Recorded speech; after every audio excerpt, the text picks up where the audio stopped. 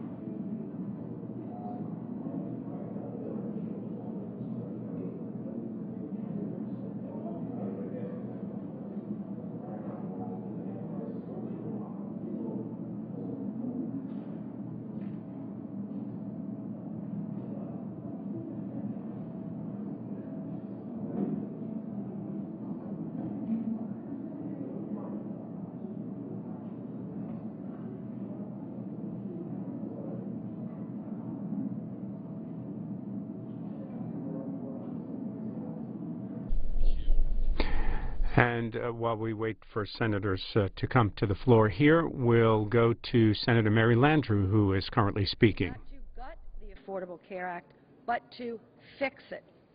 Anybody that wants to work with me or anybody else to fix it, I'll be willing. Now, let me say that these cancellation notices that went out, they went out to Louisiana, California, North Carolina, Arkansas, lots of places. Under the President's guidance, these letters now will have to explain to people that receive them, what their policy did and what is available for them now on the exchange. And many people will find better options on the exchange, assuming we can get those exchanges up and running, assuming we can get the websites working. Many people will find a better option. But we told people that if they had these plans, they could keep it. Now, I want to end with this because I'll answer your questions. I do not want to lose sight of the promise of the Affordable Care Act, and I'm going to give to the press this letter that I received from my office. I'm not going to read the whole part of it. But this child, Emily, who's now 22 years old, and her mother, Susan, wrote me this letter to say, Senator Landrieu, I know you're struggling with the ACA. I want to tell you this is worth fighting for. She goes on to describe her daughter, who lost her hearing as a young child, struggled through, got great grades, ended up going to one of the toughest universities in the country, as she was partially, deaf, partially deaf. She then gets hit by a car. This is too much to believe, but it's true. Cooper Union, Manhattan, gets hit by a car. And had she not been at the age of 22 on the Affordable Care Act, she would have virtually no insurance today. So don't lose sight of the promise of this bill, even though we have to get it fixed. Dana, and then I'll get you. Dana, let me get you. Go ahead. Thank you, Madam President. Madam President, I come to the floor again to try to achieve what I think is a very simple and straightforward but important objective, to get a clear up or down vote on a pure disclosure proposal I have. This proposal would say that the elections all of us make as members of the Senate and all of the House members make with regard to how our office goes to the Obamacare exchange as mandated by statute or doesn't go through this end run around of the OPM rule, that's simply public information, that how each office handles the situation is public information. However we feel about the Washington exemption from Obamacare, however we feel about that debate and that exemption and that subsidy, I think it should be a no-brainer, not partisan debate, that how each of us and how each of our offices handle this election be public information. Right now, it is not. A lot of members, including me, have explained what they're doing, but certainly not all have, and that is not public information. And this amendment, which I am proposing, would simply produce full disclosure and have that be public information. I am open to any way to get a clear vote on that this calendar year. And so I am completely flexible about how that happens, this bill before us, and I'd like to certainly expedite consideration and passage of this bill, or an amendment on the defense bill next week. That would be another possibility. Or a quick debate on my freestanding bill. That would be a third possibility. None of those would take significant time in the Senate. In fact, all of those would expedite Senate business, including leading to the passage of the bill now on the Senate floor right now today. So it actually expedite the process and expedite consideration. So with that, Madam President, I ask unanimous consent that my amendment numbered 2024 be called up, that a Democratic side-by-side amendment be in order to be called up, and that those be the only amendments in order, other than those currently pending, that both amendments be subject to a 60-vote affirmative threshold for adoption. I further ask that there be a total of 2 hours of debate equally divided on both amendments, and that upon the use or yielding back of that time, the Senate proceed to a vote on the Democratic amendment, followed by a vote on my amendment. Following the disposition of the amendments, that the bill be read a third time and passed, and the motion to reconsider be considered made and laid upon the table with no intervening action or debate. Is there objection? I'm reserving the right to object. I have made statements over the past many weeks about why I object to this. I object. Objection is heard. Madam President, reclaiming the floor again, I'm open to any reasonable way to get a simple vote on a pure disclosure provision anytime this calendar year. So in that spirit, I have an alternative. I would ask unanimous consent that all remaining time on the motion to proceed to H.R. 3204, the compounding bill, be yielded back, that the Senate proceed to H.R. 3204, that the bill be read a third time and passed right now, and the motion to reconsider be considered made and laid upon the table. I further ask that the Senate then proceed to the consideration of S. 1197, the defense authorization bill, that my amendment, which is at the desk, be called up, and that a Democratic side-by-side amendment be in order to be called up, that notwithstanding Rule 22, those amendments remain in order, and that both amendments be subject to a 60-vote affirmative threshold for adoption. Is there objection? Madam President, The Majority Leader. reserving the right to object. Senator from Louisiana has been holding things up in the Senate for weeks. What he has now requested of the Senate is that every other senator take second fiddle to him. I object. Objection is heard. Madam President, again, I'm open to any reasonable path forward that would produce this one simple, straightforward vote on pure disclosure, information that I think should clearly be public information. And so as a third alternative, I ask unanimous consent that the Homeland Security and Government Affairs Committee be discharged from further consideration of S. 1629, and the Senate proceed to its immediate consideration. I further ask consent that there be 60 minutes of debate divided in the usual form, and that upon the use or yielding back of time, the bill be read a third time, and the Senate proceed to a vote on passage of the bill, and that a 60 affirmative vote threshold be required for passage. I Is there object. objection? Objection is heard. Madam President, in reclaiming the floor and wrapping up, again, I continue to find that very unfortunate and, quite frankly, really unreasonable. We made, each of us, as members of the Senate, an important election about how to handle this Obamacare exemption issue. And some folks have classified a good part of their staff as not official staff. Magic wand, and somehow they work here, they get a paycheck, they're on government property, they do official business, but they're not official staff. This is a charade, and at a minimum, I think the public should know how each office and each member is handling that situation. That's the only thing my disclosure proposals, which I've been asking for a vote on, would require. And that's the only thing I'm asking for a vote on this calendar year. So I think offering these three unanimous consent routes to that is very reasonable and would also expedite consideration of many other matters, including the bill on the Senate right now. So it's unfortunate that that reasonable route forward wasn't chosen, was blocked in multiple ways, but I'll certainly continue pursuing this important objective. Thank you, Madam President, and I suggest the absence of a quorum. Clerk will call the roll. Mr. Alexander.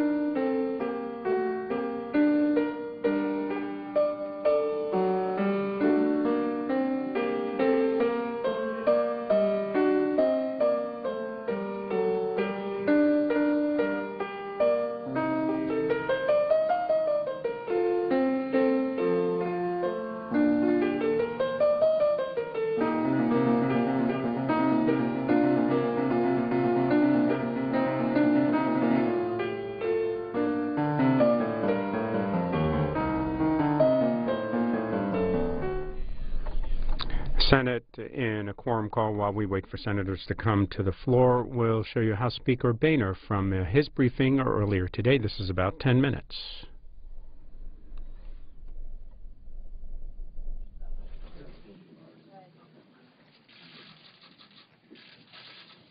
Morning, everyone.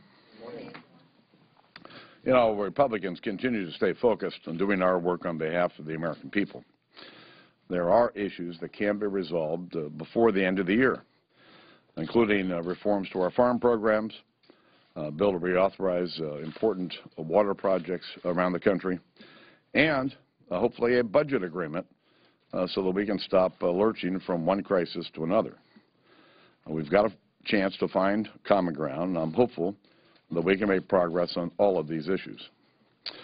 But a budget agreement won't happen if Democrats continue to insist on more tax hikes for American families and employers, which will cost us more jobs and hurt our economy.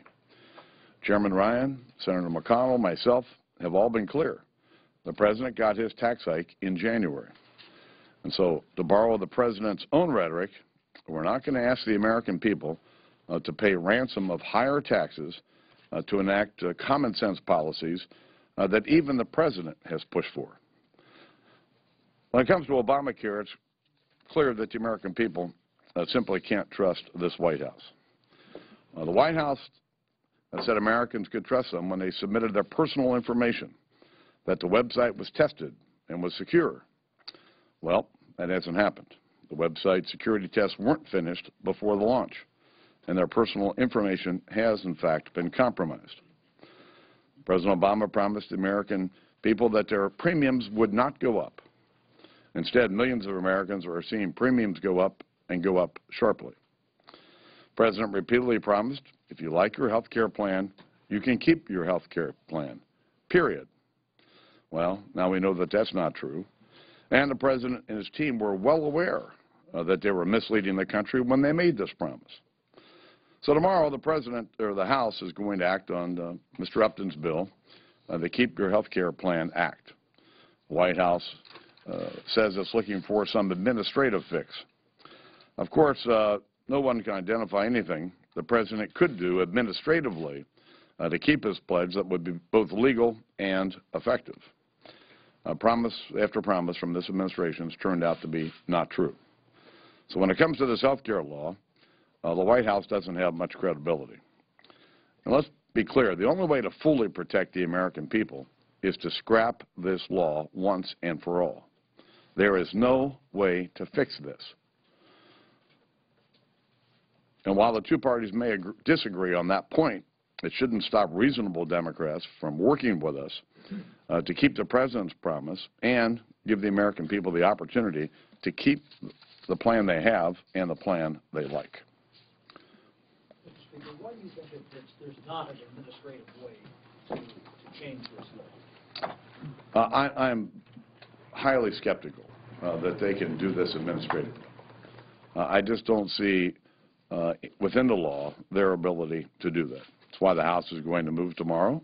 I would hope the Senate would move quickly as well. Well, what is there in there that points to that hurdle? Well, we'll see what the President has to say here in a few minutes, and then we'll have a better idea of exactly whether they can or can't.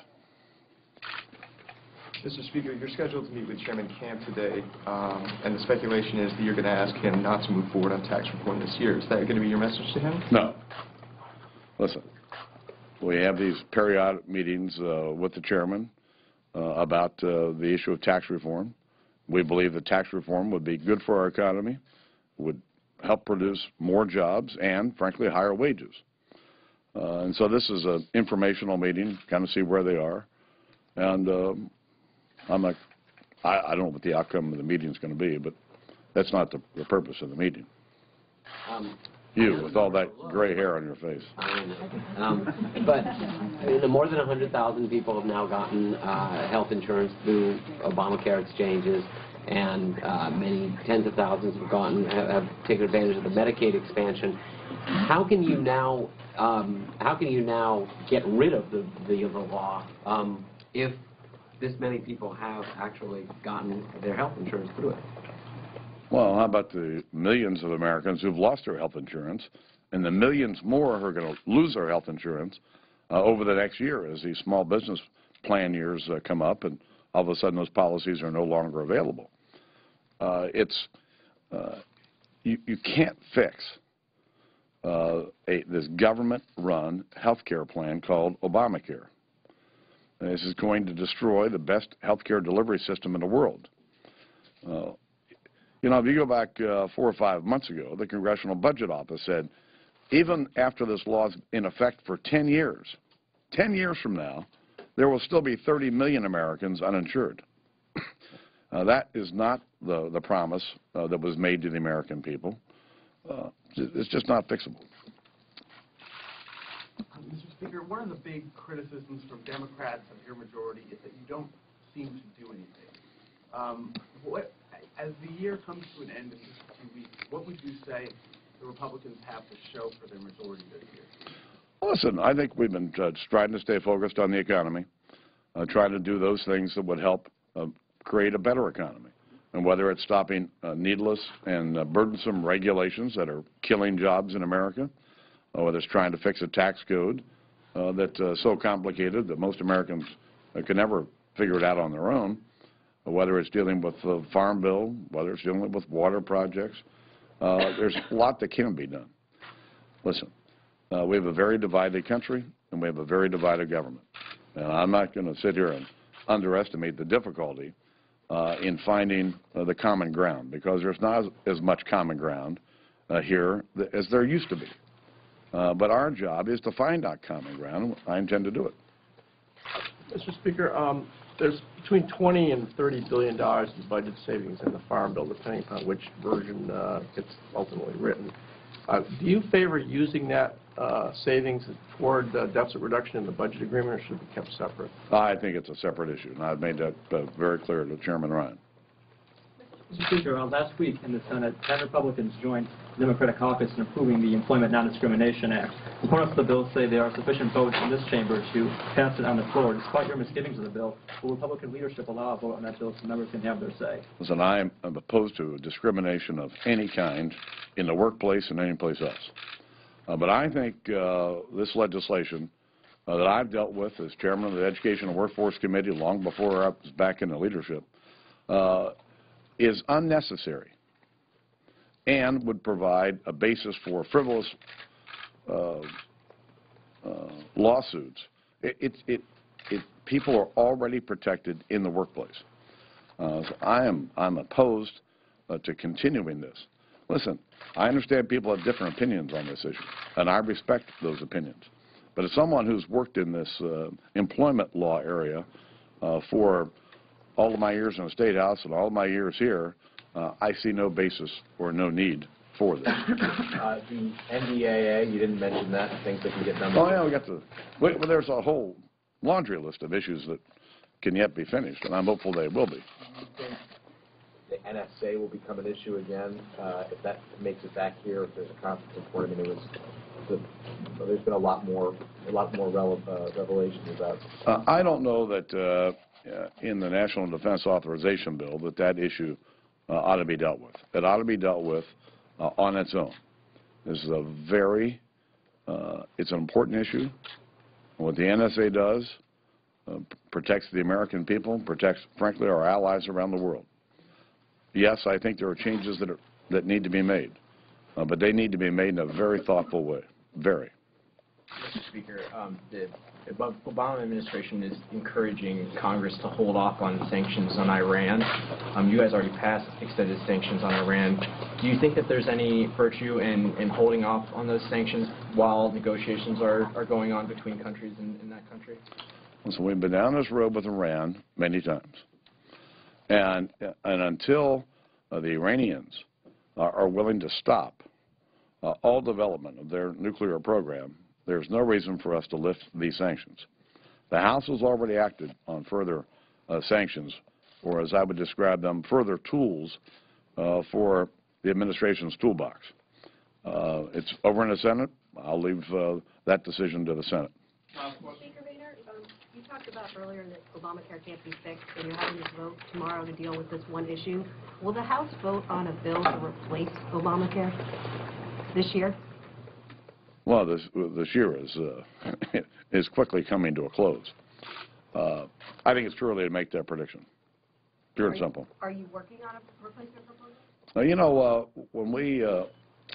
When Obamacare was on the floor of the House 3.5 years ago, we offered an alternative. And you can go to GOP.gov, and you can see the 9 issues that are outlined there that we've been for the last 4 or 5 years. There are common sense things that we can do to help the American people have better access to high quality, affordable health insurance. And that's what we ought to be doing.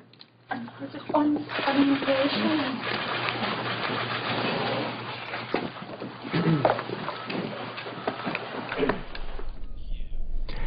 Quiet on the Senate floor. No votes are scheduled for today. The Senate is in session.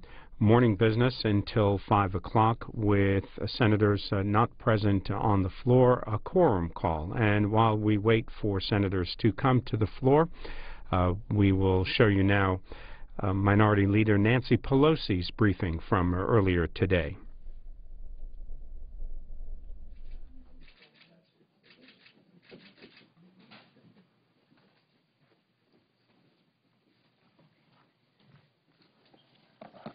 Good morning, everyone. So much going on here, but I know that anyone who watches TV or reads the papers has to be very saddened and deeply moved by what is happening in the Philippines. I am very blessed to have in my district a large and vibrant Filipino American community, as is our country in general blessed with such. And many of these families have family and friends in the Philippines. To see the loss of life, the property damage in terms of how are these people ever going to be made whole is just so very, very tragic. It was emotional for me on Monday at Arlington, where we were there for the placing of the wreath. But some of the Filipino vets who risked everything for our country. One of the ones that I met at Arlington was in a Bataan Death March. We owe them so much. So all of this connection that we have drives home even further. It would be tragic no matter who it is, but our connection there heightens our responsibility to help in any way we can. Yesterday, the Obama administration released figures for the first month of the open enrollment under the Affordable Care Act. As you know, nearly 1 million people have completed the eligibility process. That is really a very important figure. More than 500,000 Americans, if you combine those on Medicaid and the over 100,000 who did enroll, already have secured quality coverage. I'm particularly proud of California's excellent. I am here today to talk about the Syria Sanctions Enforcement Act of 2013, which I'm very proud to introduce today with bipartisan support, joined by my colleagues, Senators Ayotte, Cornyn, and Casey. This bill is really a comprehensive effort to update our existing system of sanctions and to reflect the reality that President Bashar al-Assad and his murderous regime continue to engage in a horrible civil war against the Syrian people. This bill builds on long-standing sanctions against Syria, begun in 2004 to deal with that government's policies supporting terrorism, continuing its occupation of Lebanon, pursuing weapons of mass destruction and missile programs, and undermining United States and international efforts to stabilize Iraq. Following events in Syria beginning in 2011, March of 2011, a series of executive orders have been issued to address the ongoing violence and human rights abuses that have been supported and perpetrated relentlessly by the Assad regime. Congress has come together, fortunately on a bipartisan basis, to sanction many people who are committing terrible atrocities. Now is the time to add to those sanctions, to enhance and enforce them and ensure that they encompass everyone who is enabling Assad to continue his massacres against his own people. I've seen some of the effects of this cruel war in person. Earlier this year, I traveled to the Zaatari refugee camp in Jordan with Senator McCain and Senator Graham, where I saw firsthand how the Assad regime has torn families and lives apart. I returned home from that trip convinced, along with my colleagues, that the United States cannot stand idly while this war rages on and over 1 million Syrians are displaced from their country.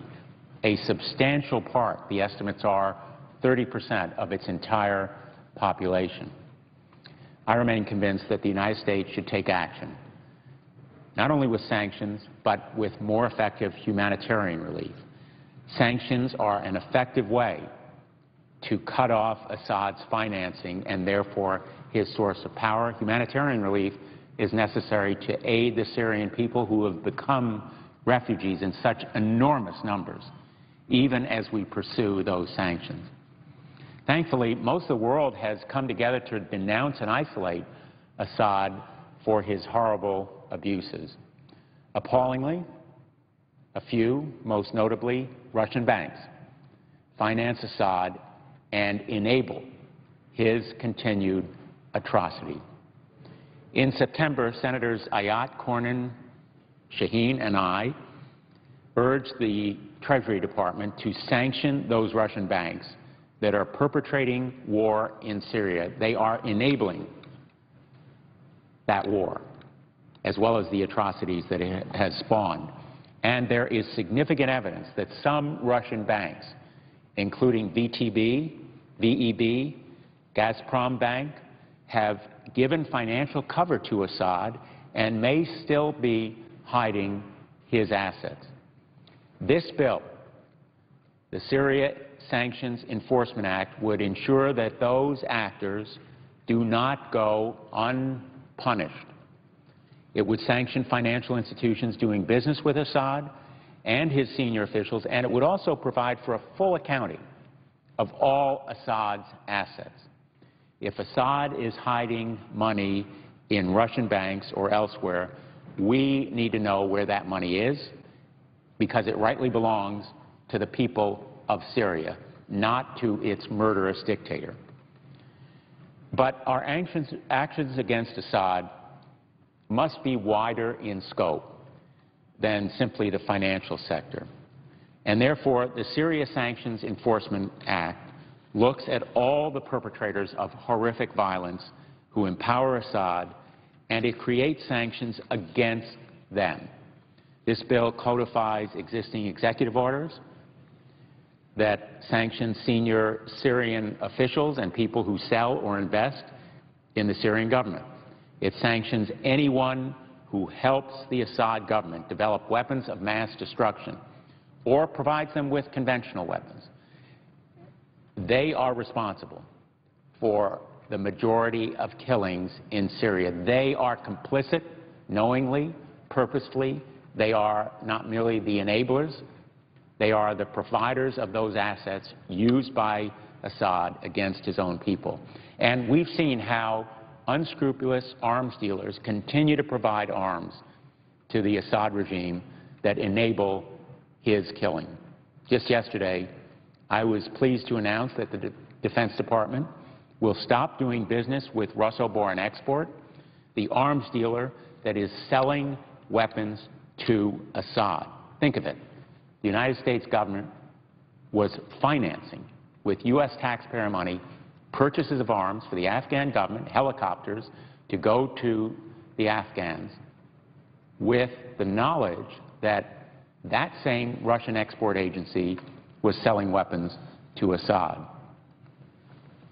It was stopped, but it's just one example of a company that allows Assad to continue killing his own people.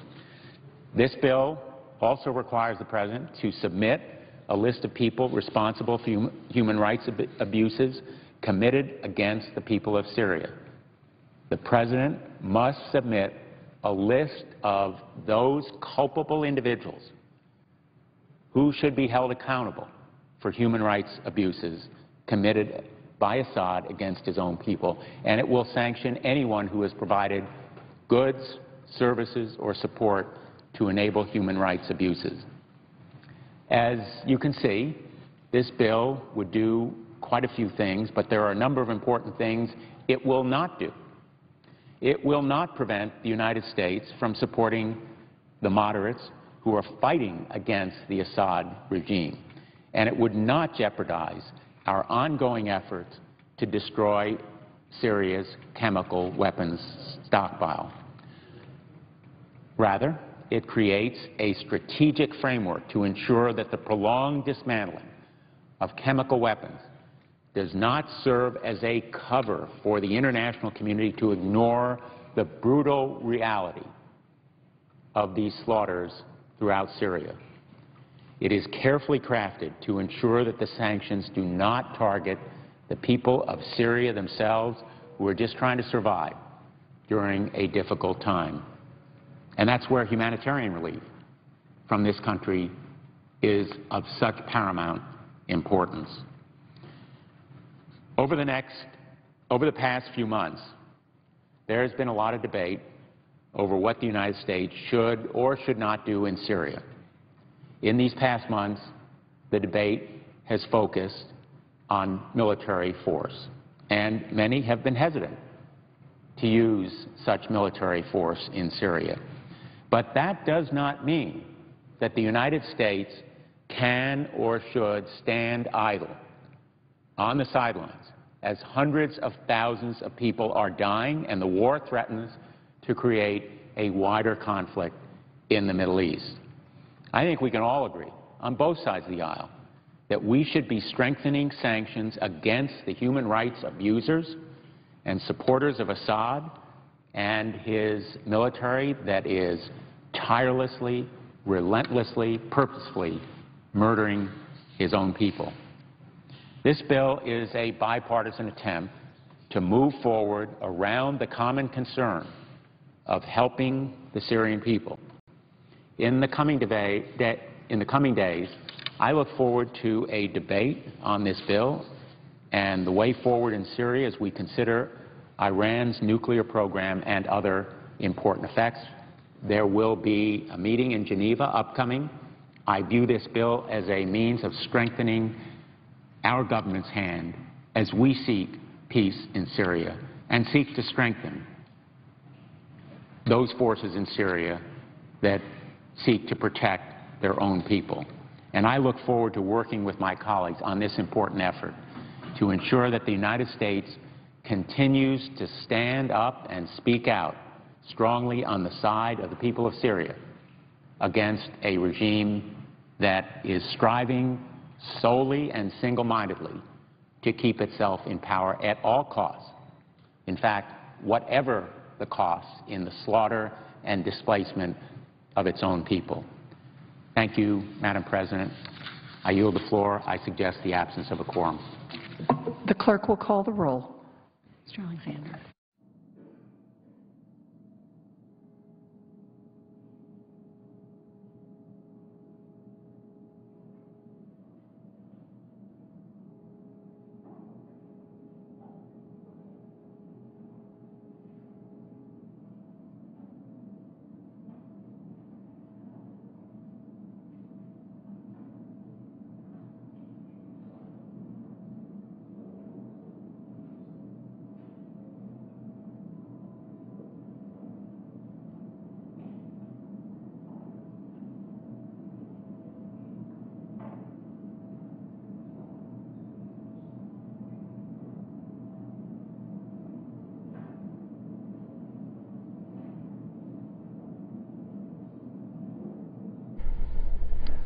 The Senate in morning business until 5 and in a quorum call, so we will show you, while we wait for senators to come to the floor, we'll show you Nancy Pelosi, Minority Leader, from her briefing earlier today.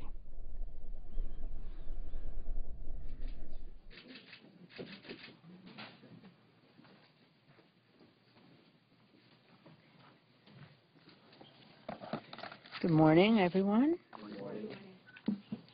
So much going on here, but I know that anyone who watches TV or reads the papers has to be very saddened and deeply moved by what is happening in the Philippines. I am very blessed to have in my district a large and vibrant Filipino American community, as is our country in general blessed with such.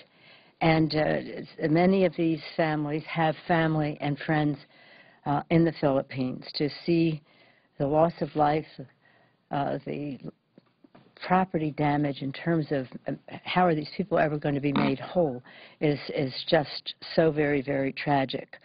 It was emotional for me on Monday at Arlington, where we were there for the placing of the wreath. Some of the Filipino vets who risked everything for our country. One of the ones that I met at Arlington was in a Bataan Death March. We owe them so much. So all of this connection that we have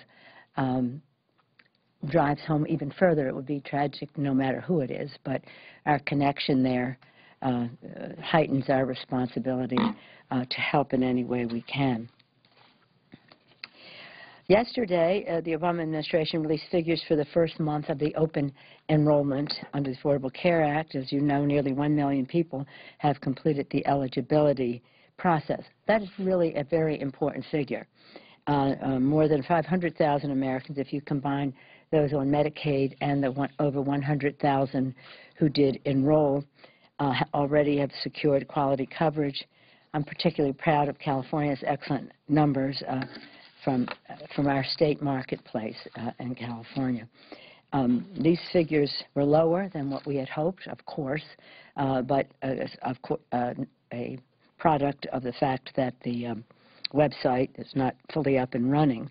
But we know from the implementation in Massachusetts that healthcare reform pace of enrollment is expected to increase in the next 5 months. That was their experience. And, of course, if you combine that to access to the website, and that improves, millions of Americans will gain access to quality, affordable health care. Tomorrow, the House Republicans once again plan to cast their 46th vote to repeal or undermine the Affordable Care Act and to put insurance companies back in charge of America's health care. This Republican initiative would undermine health care reform laws by causing premiums in the marketplace to spike, according to the Center for Budget and Policy Priorities. The Upton bill is opposed by a broad coalition of groups: American Heart Association, American Diabetes Association, American Cancer Society, Action Network, National Partnership for Women and Families, Paralyzed Veterans of America, to name a few. As budget negotiations continue this week, when I say continue, sporadically, it appears. I wish we could see a lot more activity on the part of the Budget Committee in session and in preparation for what I hope would be having a proposal before we leave for Thanksgiving. There's no reason we shouldn't. There's no good reason that we shouldn't. Everybody knows what the choices are that need to be made, and we have always stood ready to find common ground, bipartisan common ground for common sense solutions that will grow the economy, create jobs, lift the sequester, and reduce the deficit. The makings of a small package, I believe, are readily accessible to get this done before we leave, so that over Christmas, the period between Thanksgiving and Christmas, which is a high consumer confidence time. We want confidence high then, and as well as year-end confidence in the markets and the rest, that we've removed all doubt that government will not be shut down, that we can find common ground, at least on a small package. We ought to just address it and find out if that's possible. And if it isn't, the American people should have to know why. We do know that the sequester will, if it stays in place, will cost hundreds of thousands of jobs. By one estimate, 800,000 jobs. It must be lifted. By the comments of the Republican chair of the Appropriations Committee, the sequester does not enable us to meet our responsibilities to the American people. That's a Republican chairman saying that. So we need to lift that sequester, reduce the deficit, create jobs, grow the economy. We have initiatives to do that. We have urgency, and we have the time right now. But with only, 12 legislative days left? Is it 13? Very few legislative days left in this session. We should not be squandering it. We were off for 12 days. Is that unbelievable, leading up to a time when we're supposed to be doing a budget? Why were we off last week when we only were here a half a week the week before? So, again, the clock is ticking. Time is a-wasting. We have important work to do. And while they try to figure out what they want to do on the budget, which I hope is to work in a bipartisan way to have a package by Thanksgiving, we still have other issues to deal with. We have told over and over again, spoken publicly and directly to the Republican leadership that the votes are there for comprehensive immigration reform. They can bring that to the floor. We have 191 co-sponsors, 3 Republicans. That's good. And another 28 of them have spoken now publicly that they would vote for comprehensive immigration reform. That takes us where we need to be to pass that legislation. And 199 co-sponsors, including, that includes delegates, so 195 voting members. 95% of our caucus supports ENDA, the Employment Ending Discrimination in the Workplace for people in the LGBT community.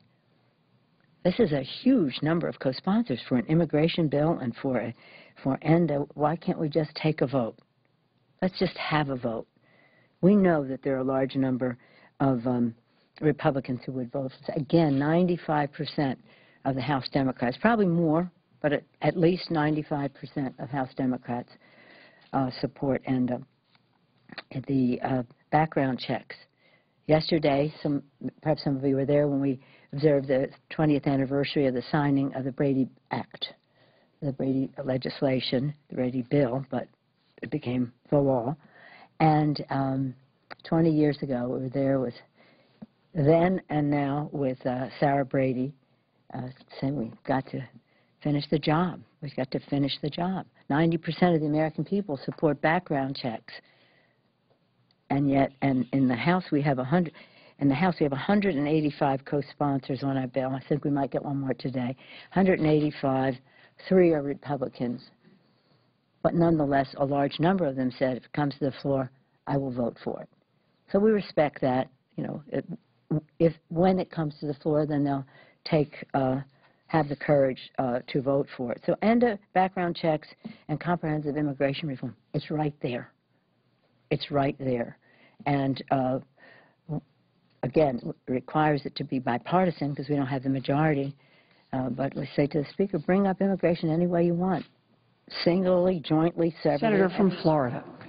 Madam President, I ask that the quorum call be lifted. Without objection. Madam President, I'd like to speak on the health care reform bill. Without objection. Madam President, I think the President did the right thing today. The whole idea of health insurance reform was to get people into health insurance that do not have health insurance. The idea wasn't for those who had insurance, unless they wanted to improve that insurance or that they did not have the insurance, they needed it. The idea certainly wasn't that if they had insurance they were satisfied with, that they weren't going to be able to keep that. And that's what the President had said, and that's what the President reaffirmed today, and I think the President did the right thing. Insurance is a very complicated subject. All of these things that we're hearing about in the setting up of all of these different health insurance exchanges in each of the states, you are creating a new pool of people, both young and old, both sick and healthy, that you spread that health risk, and over the larger number of people, if it is a typical population of young and old, not just all old and not just all sick, the more that you can spread that health risk over an average population, the more you can bring down the cost of that health insurance. That's basically the principle of health insurance. And so, unless we can get the young and healthy people who need health insurance, by the way, they may think they're invincible, but they may also have an accident, and instead of them ending up in the emergency room at the time that they have the accident or when they really get sick and they don't have health insurance and they don't pay, well, guess who pays? All the rest of us pay in our health insurance premiums. So the whole idea is to reform this by getting that as many of the 45 million people that do not have health insurance into the health insurance system. And that's what these 50 state insurance exchanges are designed to be. So the issue today didn't directly affect that, but for the fact that if those who have health insurance and they say that they're happy with it, but they're really not because it's a subpar health insurance policy, I call them dog policies.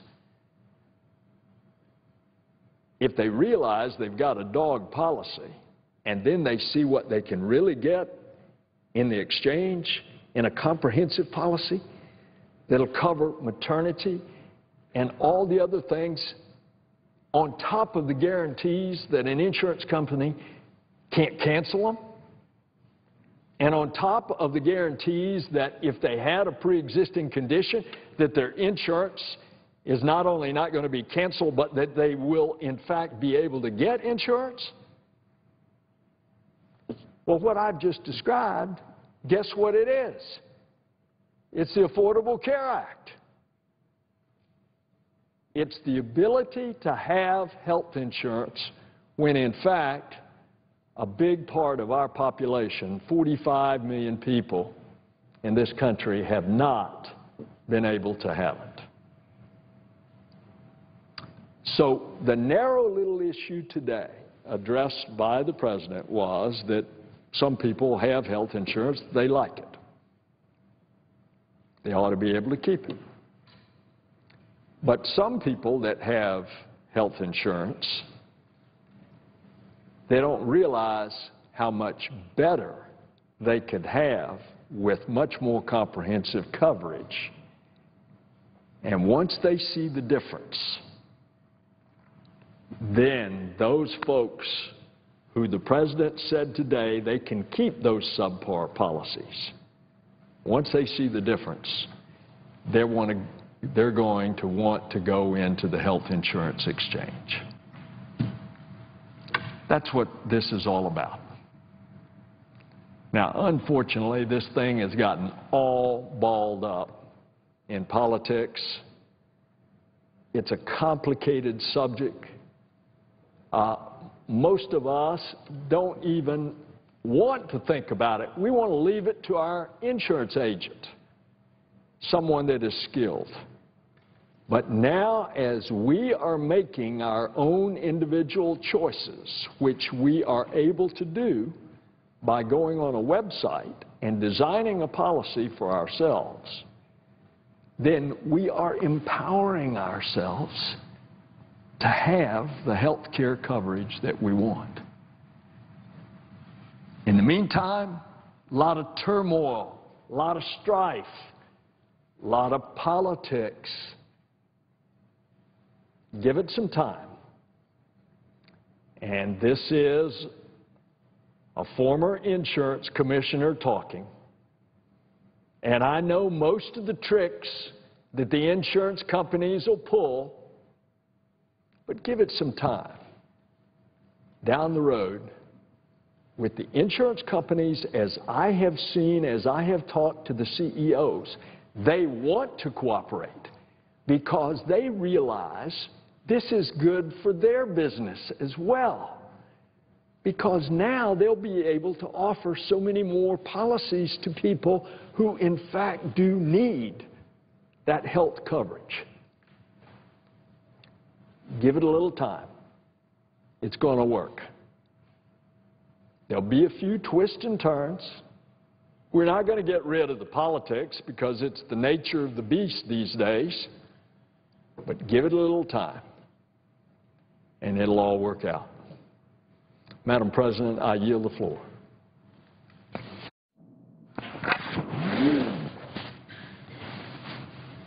Madam President. Senator from Delaware. Madam President, I ask unanimous consent that Brian Stevens, an intern in my office, be granted floor privileges for the duration of today's session. Without objection. Madam President, I come to the floor again today to talk about jobs, about manufacturing jobs, about the high-quality, high-skill, high-wage jobs that America needs for today and for the future. Today, another bill was introduced here in the Senate that shows that dealing with our ongoing challenges of supporting our manufacturing sector, of growing jobs in our manufacturing sector, can have bipartisan solutions. Senator Mark Kirk of Illinois joined me in introducing the American Manufacturing Competitiveness Act, which has a simple but important objective: to require the creation of a national manufacturing strategy. Today, more than 12 million Americans are directly employed in manufacturing. And as I've said on the floor here before, as part of our Manufacturing Jobs for America initiative, manufacturing jobs are good jobs. They're high-skilled jobs, they're high-wage jobs, they're high-benefit jobs, and they have a terrific secondary benefit in terms of the other support and service sector jobs that come along with manufacturing jobs in a community. But we need to know the direction we're heading as in a country as we try to support the growth of manufacturing. We've grown more than 500,000 manufacturing jobs in the last 3 years, and that's an encouraging sign. And we are one of the most productive in the output of our manufacturing sector of all the countries in the world. But what we've lacked is a really coordinated strategy between the federal government, state governments, and the private sector to align all of our investments, our investments in research and development, our investments in new skills, our investments in infrastructure, to make sure they're all heading in the right direction. Do our competitors have national manufacturing strategies? Absolutely. Germany, China, India, South Africa, Russia, they all have thoroughly developed, deeply researched, and prominently successful strategies for how to accelerate and sustain manufacturing as a key part of their economy. And so this bill would amend the America Competes Act. It would require every 4 years that the Secretary of Commerce, advised by a board of 15 different folks, pull together and think through and research and then deliver a national manufacturing strategy. This doesn't require new programs. It doesn't even necessarily require new funding or new federal expenditures. It just requires that we coordinate all the different areas where the federal government is investing in supporting manufacturing and where state and local governments are working in partnership with the private sector. This may be a small but vital step towards giving the lift we need for our manufacturing sector to continue its sustained growth of the last few years.